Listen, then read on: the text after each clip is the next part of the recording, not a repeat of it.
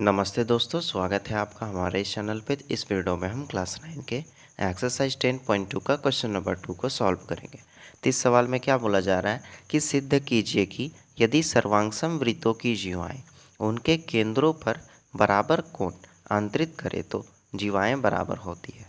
ठीक है, तो यहाँ पे दो सर्कल को ले लिया, दो वृत्त को ले लिया जो कि एक दूसरे से बराबर है। तो वृत्त सर्वांगसम कब होता है? जब उनकी त्रिज्याएँ बराबर होती है।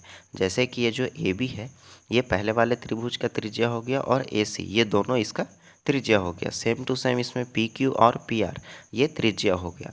ठीक है, तो ये दोनों जो त्रिज्या है दोनों सर्किल का, ये दोनों आपस में बराबर है।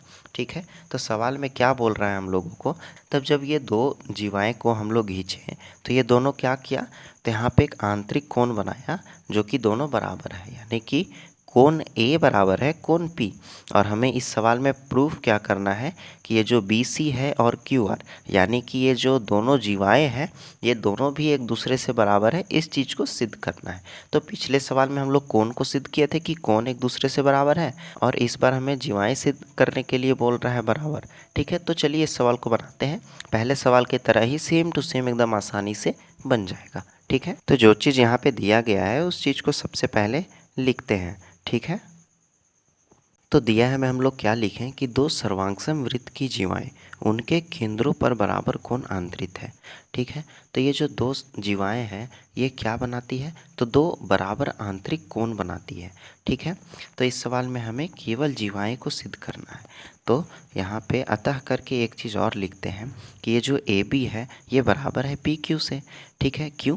तो दो सर्वांगसम त्रिभुज में त्रिज्याएँ बराबर होती है। ठीक है, तो ये जो ए बी है ये बराबर है किससे, तो पी क्यू से, और ए सी बराबर है पी आर से। ठीक है, और ये जो कोण ए है ये बराबर है कोण पी से। यहाँ तक क्लियर हो गया। अब जो सिद्ध करना है उसे हम लोग लिख लेते हैं। ठीक है, सिद्ध करना है, क्या सिद्ध करना है हमें कि ये जो बी सी है और क्यू आर ये दोनों एक दूसरे से बराबर है।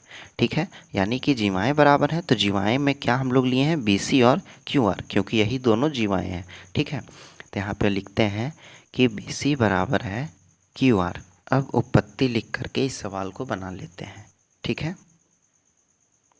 तो ये जीवाएँ यानी कि ये जो बी सी है और क्यू आर ये दोनों एक दूसरे के बराबर कैसे सिद्ध होगा, तो यहाँ पे ध्यान देंगे कि ये जो ए बी सी ये एक त्रिभुज के फॉर्म में बन रहा है, और ये जो पी क्यू आर है ये भी।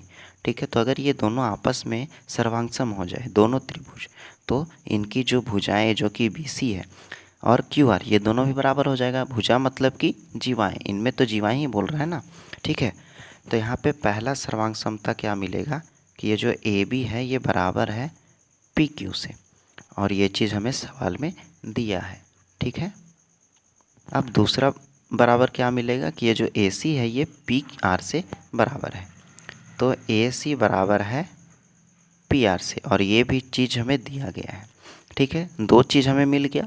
अब हमें तीसरा चाहिए, तो तीसरा में क्या, तो ये जो कोण ए है और कोण पी ये दोनों भी बराबर है, तो कोण ए बराबर हो जाएगा कोण पी से, और ये चीज़ भी हमें सवाल में ही दिया गया है। तो जब भी तीन समानताएं हमें मिल जाए तो ये दोनों त्रिभुज क्या है, तो एक दूसरे के सर्वांगसम है। तो इसलिए त्रिभुज, यहाँ पे हम त्रिभुज नहीं लिए, त्रिभुज ए बी सी तथा त्रिभुज पी क्यू आर में, ठीक है, इन दोनों को सर्वांगसम सिद्ध करना था, इसलिए इन दोनों को लिख लेते हैं।